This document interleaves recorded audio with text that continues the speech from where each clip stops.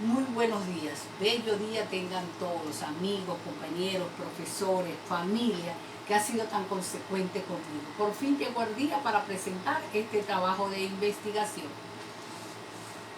Me voy a permitir leerles un pensamiento. La verdad no implica herverla, no es tan simple, va más allá de ser algo someramente superficial. Consiste en aceptar que la verdad trasciende de lo que se mira.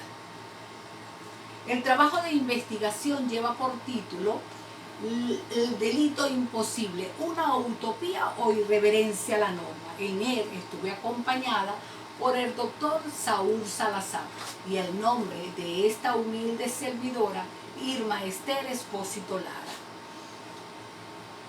La tendencia procesal que rige esta investigación está enmarcada dentro de una investigación documental dentro del método hermenéutico.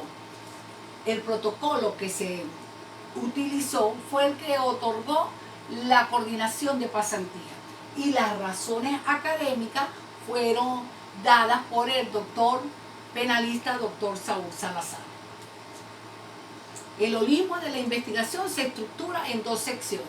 Una primera sección contempla el cuerpo del trabajo y denominado marco teórico. En él está desde lo que son los antecedentes hasta un análisis de la autora. En la sección 2 se refiere a lo que son las conclusiones, las referencias y los anexos. Hemos llegado y así entramos a lo que es el desarrollo de nuestra investigación, el marco teórico. Para ello hemos utilizado 4 antecedentes, 2 nacionales y 2 internacionales. El primer antecedente está dado con el penalista boliviano Jorge Caballero. Él hace un estudio de la Constitución argentina en su artículo 49 y él la define así: el que con el fin de cometer un delito determinado, entonces ya convierte esta tentativa en un delito de intención. Carrara, en cambio, habla sobre lo que es el dolo directo y dice que el dolo directo es el único que da origen a la tentativa, porque en él se contempla, en él están contemplados toda la naturaleza de la tentativa. Es así como vamos a ver, a estudiar, a interpretar la opinión del Crisante Aveledo. Crisante Aveledo dice que nuestro Código Penal es objetivo, ya que en él no se establece responsabilidad sobre el delito imposible.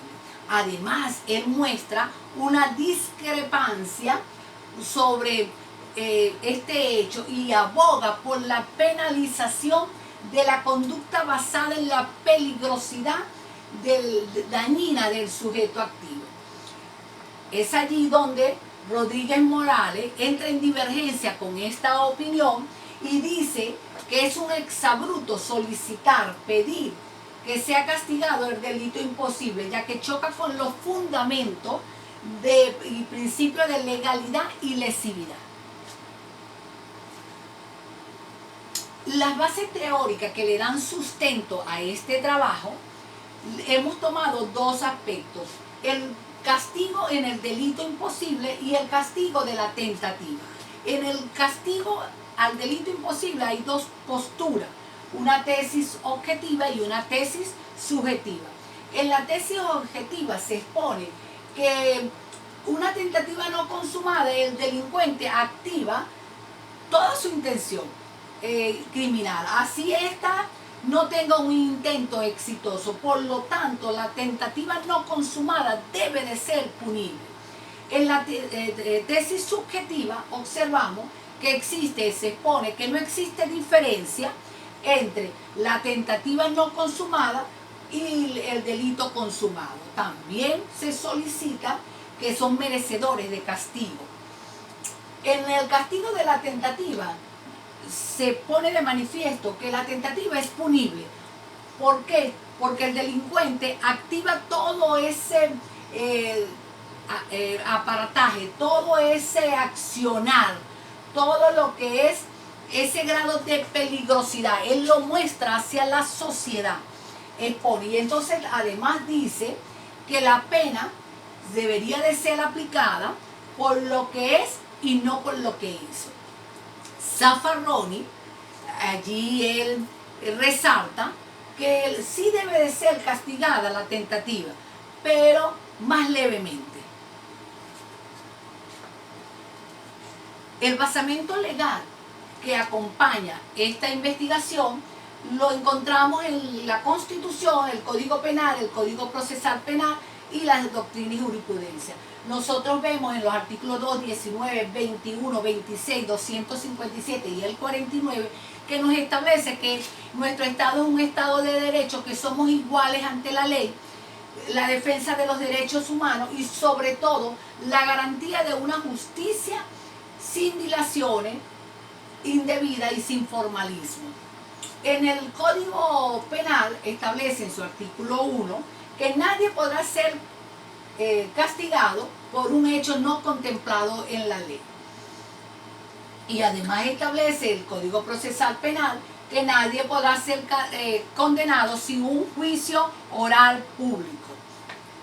Y aquí detenemos cuando vemos que dice la jurisprudencia y la doctrina y nuestros principios, dice, no se puede castigar una conducta como delictiva si esta no está contemplada en la ley, porque ya prevalece el principio de nula crimen, nula pena sine ley. Vamos a permitirnos hacer una concatenación, una constatación con las figuras delictivas y encontramos el delito frustrado y el delito putativo. El delito frustrado es cuando alguien ha realizado con el objeto de cometer un delito todo lo que es necesario para consumarlo. Sin embargo, existe un elemento que no le permite lograrlo, que está independientemente de la voluntad de ese agente.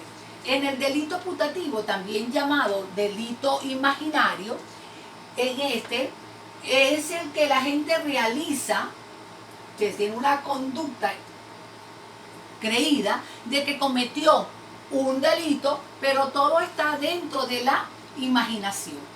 Este delito es el que más se utiliza muchas veces y se confunde con el delito imposible.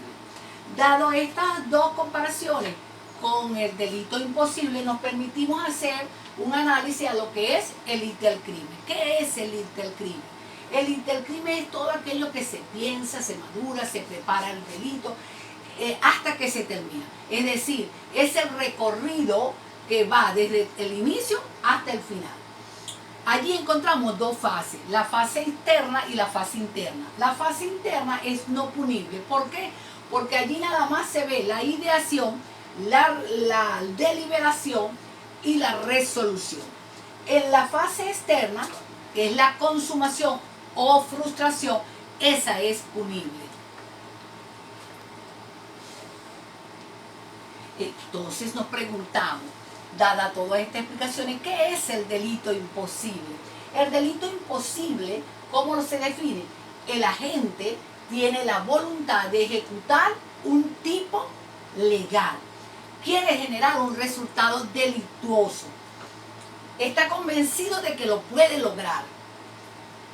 Realiza todos los actos encaminados para tal fin, porque él está convencido de poder lograrlo. La consumación de la infracción es imposible por la naturaleza inidónea de los medios empleados, del objeto, del sujeto. Entonces, ante la falta de ese elemento esencial que lo lleve a cometer la posibilidad de delinquir, entonces estamos en presencia de un delito imposible, no habiendo esa existencia del delito. Sofía está casada con Joaquín. Sofía tiene 25 años de matrimonio, es una mujer muy vejada, maltratada, golpeada por el esposo. Un día que Joaquín está acostado, durmiendo, haciendo la siesta, Sofía toma un revólver y propina 6 disparos en el cuerpo de Joaquín. Finalizado ese hecho, va al teléfono, hace la respectiva denuncia a las autoridades llegan al hogar, hacen el levantamiento del cadáver y es llevado a salas de autopsia. El patólogo, cuando hace la autopsia, determina que Joaquín no murió producto de los disparos, sino de un infarto. Es así como vemos que estamos en presencia de un delito imposible y ahora vamos a ver cuáles son los elementos que deben estar claros dentro del delito imposible. Debe de tener claro 3 elementos: el objeto, los medios y el sujeto.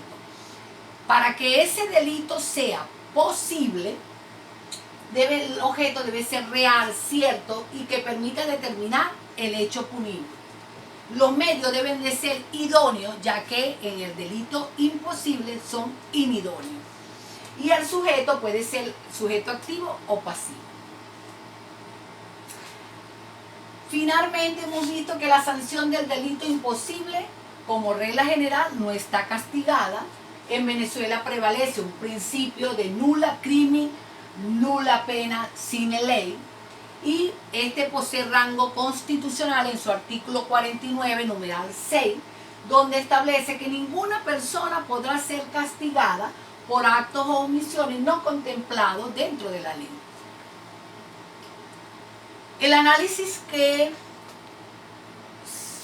se le solicita a la autora desde esta investigación, comenzamos con el título: el delito imposible es una utopía o irreverencia a la norma.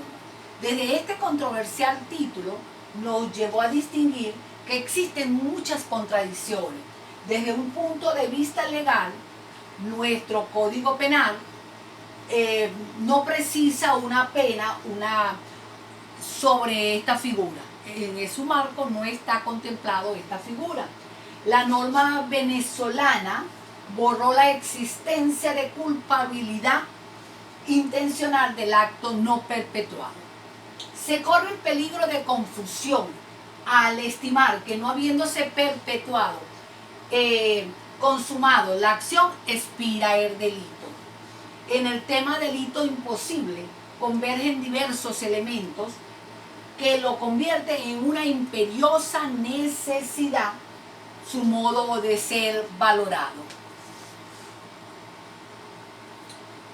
Como conclusión, se muestra que a pesar de ese abundante discurso jurídico, de los grandes avances que ha hecho la justicia, no se logra superar tendencias ideológicas y la defensa hacia lo que es el delito imposible.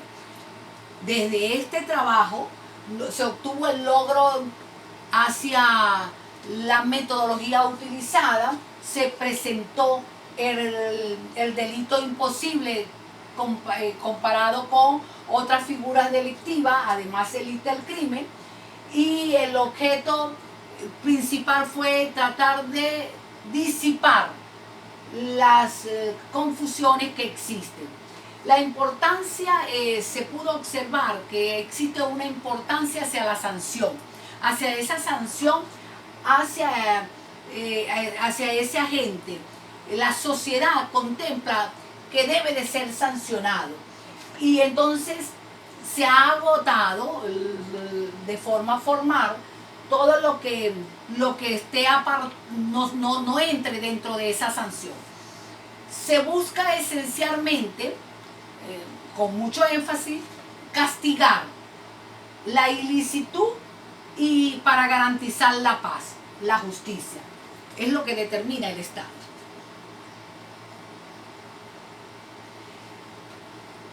Lo que necesita nuestro mundo son estrellas de paz y no guerra de estrellas. Agradecida, muy agradecida. Gracias por acompañarme. Dios los bendiga.